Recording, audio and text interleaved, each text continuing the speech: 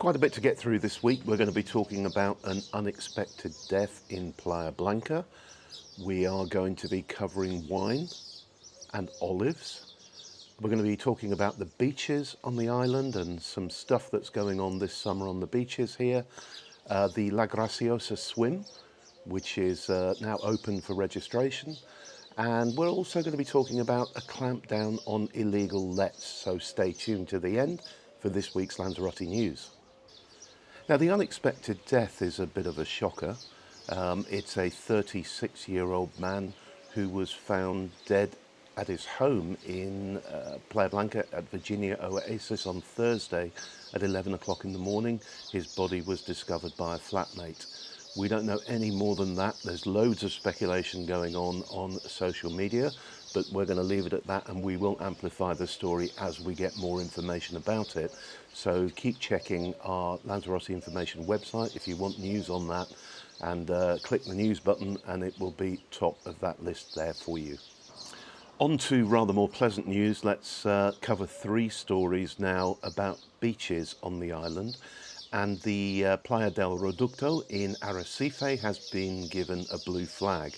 And this coincides with the reworking of the front there, which is looking fantastic, by the way. So next time you're on the island, head down to Arrecife, have a paseo along that front, and you can see that you can step straight onto the beach from it now. There's a clearly marked cycle lane on it, and the beach has a well-deserved blue flag, which was presented at a ceremony this week to the lifeguards and the staff who look after and keep that beach clean. Now, there's also loads going on Playa Grande, which is the big beach in Puerto del Carmen, just off the strip, kind of down at the old town end of the new town, if that makes sense. And the first of them is a campaign called Move With Us. And every morning through the summer, from July through to the end of September, on Mondays to Fridays, there are going to be Zumba classes, CrossFit classes, yoga classes, and loads of different events with music and stuff going on. It's the perfect way to start each day of your holiday by going down to the beach, doing a bit of exercise and getting some sea air. So we love the idea of that. And we'll certainly get down there and film it and get involved ourselves sometime during the course of the summer. And staying on Playa Grande, Tias City Council, the Ayuntamiento of Tias, have decided to renew what they did last year, which I thought was a cracking idea, by creating a library of books that you can just take out, read on the beach for the day, perhaps take them back and finish them off, and then drop back into the library. And the books that they've got available are in English, French, German and Spanish. And the library is located at number 24 Avenida de las Playas, so you can just walk in there, pick a book up and drop it back later. And if you've got any books that you've finished, drop them in so that other people can enjoy them as well while they're lying on their sunbeds or their towels on the beach. Now, Spain is now starting to have a clampdown on illegal holiday lets, and these are apartments and villas that people are letting out, but where they don't have the appropriate letting license, which in most cases should be a license called a vivienda vacacional, which is the red sign with the black VV on it. The ministry have asked local councils across Spain, including in the Canary Islands, to start to identify those properties that are being advertised on holiday letting platforms that don't have a license. And there are some pretty big fines for people breaking the law by letting their properties illegally here, up to €100,000, but also they have the ability, or the court has the ability, to sanction those owners for 4 to 6 times the amount of money they have taken in illegally on their lets. So if you own a property and you don't currently have a license and you're letting it, please, I would urge you to get one as soon as possible or stop letting. Now, this is the point at which I ask you please to subscribe to our channel, click the notification bell so you see these videos every time we post them each week, and please comment. We're delighted to hear from all of you, whether it's positive or negative, and if you have a question, I will always do my very best to answer it in the comments. Thank you. Now we're going to talk about wine, and those of you who know me will know that both Julie and I are big fans of Lanzarote wine, particularly the whites, which are truly world class, really excellent. and the wine vintage for 2023 has been declared. They have a kind of annual meeting where their experts sommeliers taste all the wines, and they declare what level the vintage is at, and it can go from bad to poor to average to good to very good and to vintage. Well, the 2023 wines were given the label very good. And considering what a dry year we had last year, and how difficult the harvest was, I think that's a pretty good result. And you can rest assured that certainly any Malvasia whites you buy are going to be very, very good quality over the coming year or so. And staying with wines, Lanzarote wines win awards all the time, and that's happened again at a big wine event in London last week. And I'm going to look at my iPad now because I can't remember the details of this, but it's the Decanter World Wine Awards 2024, and Bodegas El Grifo won a gold medal for their Malvasia Seco Colección. And if you look at the El Grifo bottles, they kind of have two tiers. They've got the regular Malvasia Seco, which is a very good wine, but they also have a Selección. And if you see that word Selección, you know it's going to be an absolutely top-class white wine. Vega de Yucco, the bodega, also won 2 silver awards, one for their Volcanica Essencia Yaisa. So look for Volcanica Essencia Yaisa, and the other for the wine that they named after the bodega, which is simply called Vega de Yucco. So a gold and 2 silvers, just really reinforcing the fact that the island is able to produce absolutely exceptional wines in the most difficult circumstances. Now, each year we have a very famous swim, which is called the Travesía al Nado, and it's the crossing of the Rio, the river as it's called, between Lanzarote and La Graciosa. And it's just an absolutely brilliant day out. Julie and I have done this event a few times. Sadly, we're not going to be here for it this year. But registration is now open, and it takes place, he says, looking down at his iPad, on the 28th of September. And what happens is that you get the ferry across to La Graciosa. There's a big sort of pre-swim party with yoga and warm-ups and all kinds of stuff. Then you all get on a ferry which takes you to the little beach right across the other side below the Risco. And everyone goes ashore there. You swim ashore from the ferry, and the race actually starts from that beach, and you swim back across to La Graciosa, coming up the slipway, the public slipway in the harbour there at the end of it. And then it's just the mother of all parties with huge paellas and dancing and great music and stuff like that. So if you fancy entering that, you can do so now.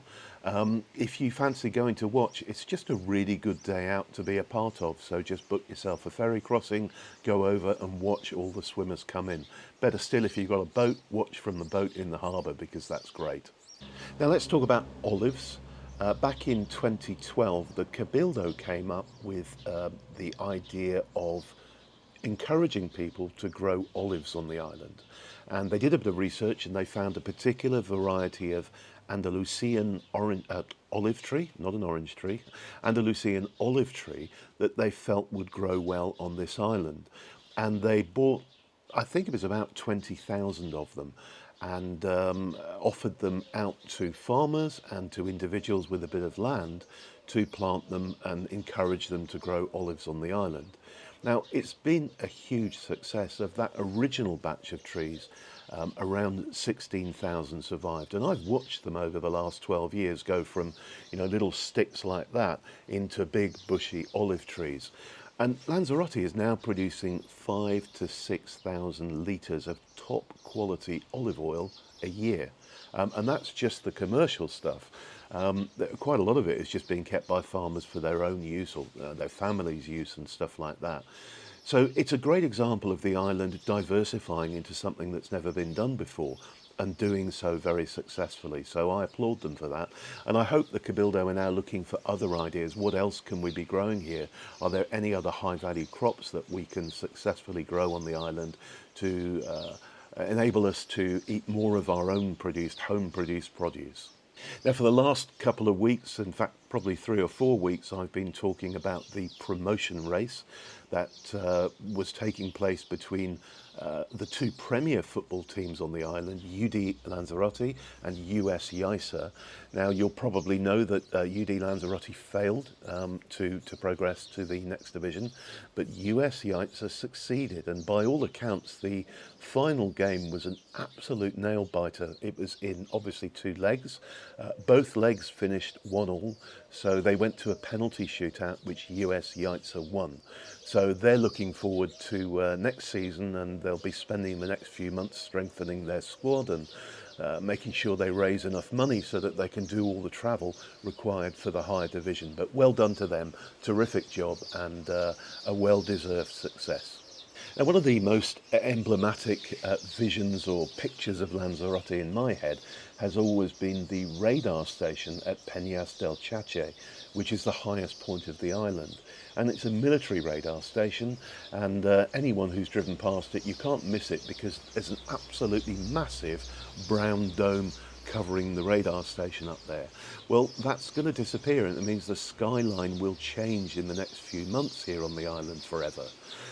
There's a new state-of-the-art Spanish-built radar system going in there, and apparently it's much smaller and doesn't require anything like the size of dome that's currently there.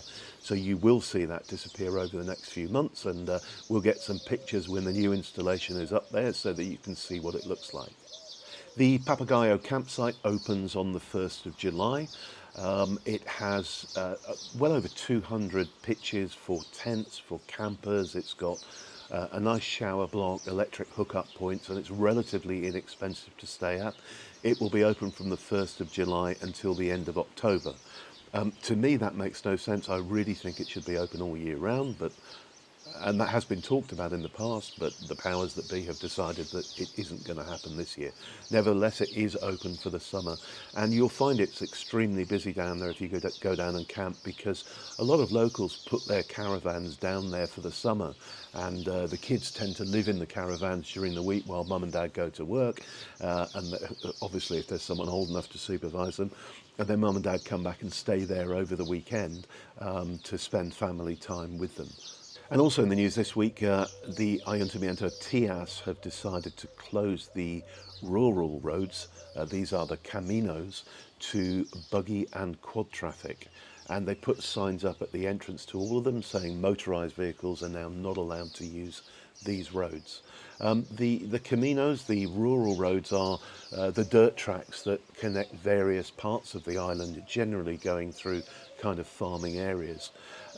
It's a bit of a shame for people who really enjoy getting out and about on the buggies and the quads, but it's just grown too big. And, you know, when we first came to the island, you would occasionally see a group of 3 or 4 quads being led by somebody behaving quite sensibly in those areas.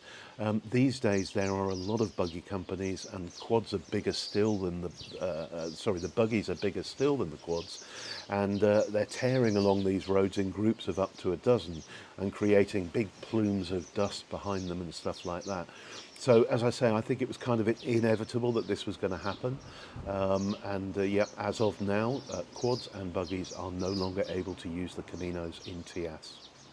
Well, that's it for this week. Thank you so much once again for watching. We really do appreciate every one of you looking in on our videos, commenting, liking and sharing them. So please continue to do that. We'll be back at the same time next week, and I'm just going to say bye for now.